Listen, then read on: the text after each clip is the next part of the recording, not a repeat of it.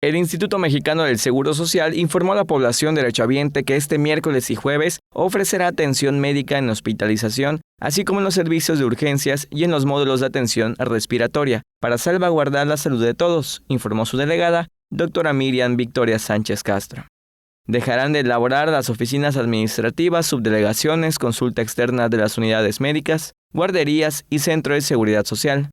El IMSS ofrece atención las 24 horas los 365 días del año, incluyendo días festivos en las áreas de urgencias y hospitalización. Los módulos de atención respiratoria también seguirán ofreciendo sus servicios para ofrecer seguimiento oportuno a personas sospechosas del virus SARS-CoV-2.